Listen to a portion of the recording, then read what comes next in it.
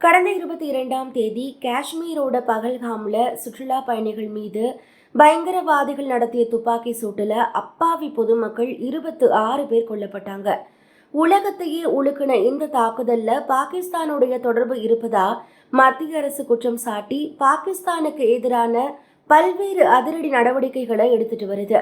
அதன்படி மருத்துவ விசா தவிர பிற விசாக்கள் மூலமா இந்தியால இருக்க பாகிஸ்தானியர்கள் வெளியேற மத்திய அரசு விதித்திருந்த காலக்கெடு இன்றோட நிறைவு பெறுது. இந்திய அரசின் இந்த உத்தரவால பாகிஸ்தான்ல இருந்து இந்தியாவுக்கு வந்து மருத்துவ சிகிச்சை பெற்று வரவங்க கலக்கம் அடைஞ்சிருக்காங்க. இந்த நிலையில டெல்லியில இதய நோய்க்கு சிகிச்சை பெற்று வரும் தங்களுடைய குழந்தைகளுடைய சிகிச்சைக்கு அனுமதிக்கணும்னு மத்திய அரசு கிட்ட பாகிஸ்தானிய தம்பதி கண்ணீர் மல்க கோரிக்கை வைத்திருக்காங்க.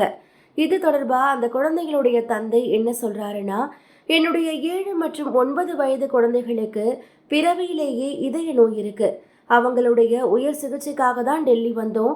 ஏற்கனவே சுமார் 1 கோடி ரூபாய் வரைக்கும் செலவாகி இருக்கு. அடுத்த வாரம் அறுவை சிகிச்சை செய்ய இருக்கக்கூடிய இந்த நிலையில பகல்காம் தாக்குதலால எங்களை உடனடியா பாகிஸ்தானுக்கு திரும்ப சொல்றாங்க. 2 நாட்டு அரசுகளும் தயவு செஞ்சு என்னுடைய குழந்தைகளோட சிகிச்சைக்கு அனுமதிக்கணும் அப்படின்னு கண்ணீர் மல்க தெரிவிச்சிருக்காரு.